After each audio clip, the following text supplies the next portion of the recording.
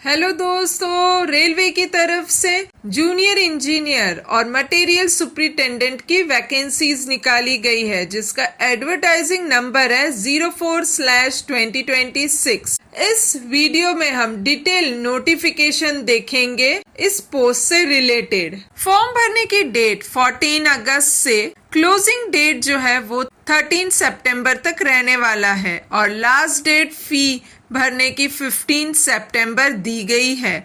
अगर आपको कोई भी मॉडिफिकेशन करना हो तो 16 सितंबर से आप 25 सितंबर तक कर सकते हैं। जूनियर इंजीनियर और मटेरियल सुपरिटेंडेंट की का जो लेवल है वो 6 रहने वाला है और इनिशियल पे जो है वो 35,400 मिलने वाले। और यहाँ पे एज का क्राइटेरिया दिया गया है 18 से लेके 33 ईयर। टोटल वैकेंसीज जो कि 3,993 निकाली गई है इस बार।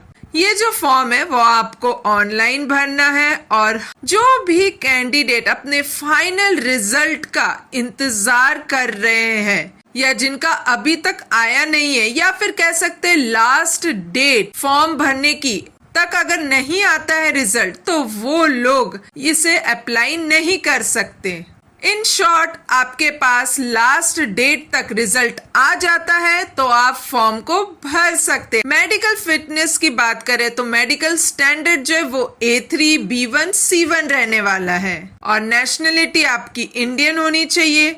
एज लिमिट का हमने देख ही लिया था कि एज ग्रुप जो है 18 से लेके 33 रहने वाले हैं और यहाँ पे रिलैक्सेशन सेम रहेगा। SC/ST के लिए 5 है, OBC के लिए 3 ईयर है और आप लोग यहाँ पे एग्जैक्ट डेट भी दी गई है कि इससे जो भी इस या तो ये डेट या इसके बाद वाले जो डेट में जिनका बर्थ होता है वही लोग एप्लीकेबल है इस फॉर्म को भरने के लिए। एग्जाम फी की बात करें तो SC/ST, ex serviceman, PWD, female, transgender, minorities, economically backward classes के एग्जाम फी जो है वो 250 रुपीज रहने वाले हैं। एग्जाम देने आते या फर्स्ट स्टेज में अपीयर होते हैं तो आपको ये 250 रुपीज वापस कर दिया जाएगा। इसके अलावा यानी जनरल वालों को 500 रुपीज देना होगा और अगर फर्स्ट स्टेज में अपीयर होते हैं तो आपको सिर्फ एग्जाम फी लगेगा 100 रुपए और 400 रुपए आपको वापस दे दिया जाएगा। मोड ऑफ पेमेंट आपका ऑनलाइन रहने वाला है।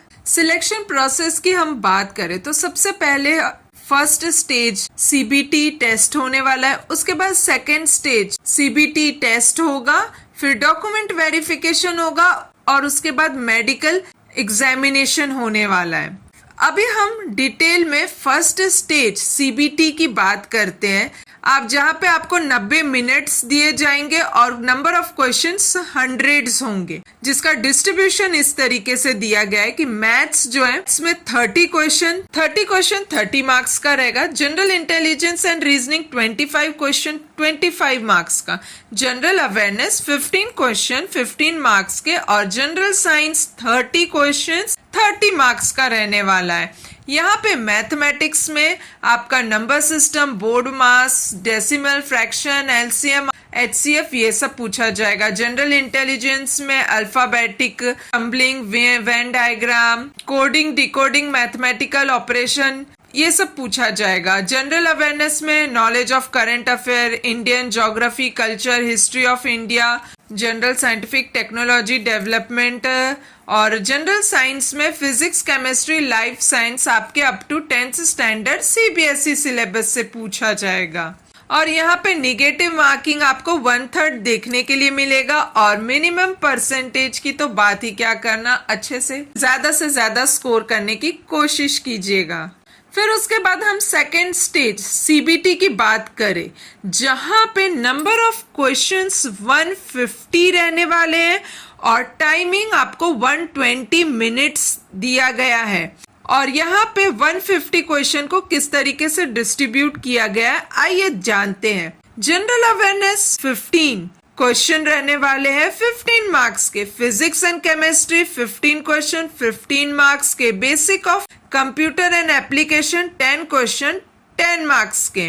Basic of environment and pollution control 10 question 10 marks. Technical abilities 100 question 100 marks के रहने वाले हैं। इस तरीके से आपका 150 मार्क का कंप्लीट होता है डिस्ट्रीब्यूशन। यहाँ पे डिसिप्लिन ऑफ मैपिंग टेबल बताया गया, जहाँ पे 3 ईयर डिप्लोमा इन इंजीनियरिंग या फिर बैचलर डिग्री इन इंजीनियरिंग या टेक्नोलॉजी जो है, mechanical, production, automobile, manufacturing, industrial machining, tools and machining, ये सब आपके मैकेनिकल्स और एलिड इंजीनियरिंग में आते हैं। इलेक्ट्रिकल इंजीनियरिंग या combination of any streams of basic streams of electrical engineering, ये सब आपके इलेक्ट्रिकल इंजीनियरिंग में आ जाएंगे। और electronics, instrumentation control, communications, computer engineering, computer science, ये सब आपके इलेक्ट्रॉनिक्स में आ जाएंगे। और civil engineering, combination of any streams of basic streams of civil engineering, और BSc in civil engineering 3 year का ड्यूरेशन वाला भी सिविल और एलिड इंजीनियरिंग के ग्रुप में आ जाएंगे। फिर आपको मालूम है नॉर्मलाइजेशन है, नॉर्मलाइजेशन किस तरीके से होने वाला है उसका फॉर्मूला बताया गया है।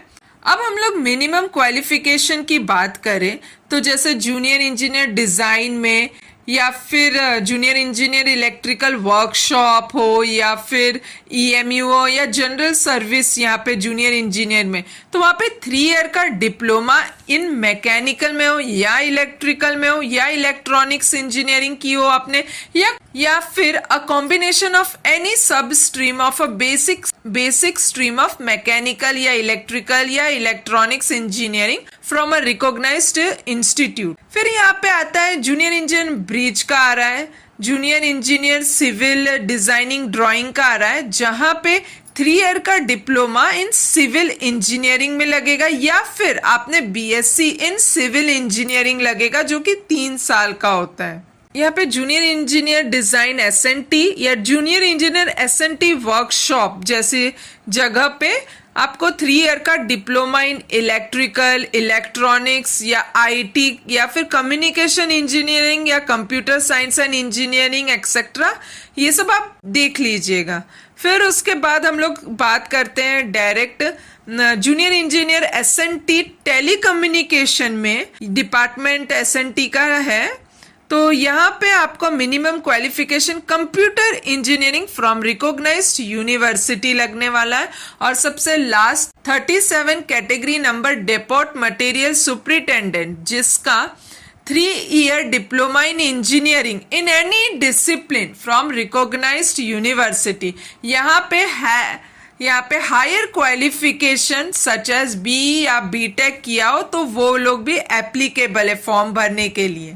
आइए अब हम बात करते हैं वैकेंसीज टेबल की, जहाँ पे सबसे पहले आरआरबी अहमदाबाद है। यहाँ पे टोटल वैकेंसीज जो है 143 है। अजमेर आरआरबी की बात करें तो यहाँ पे टोटल वैकेंसीज जो है वो 252 है।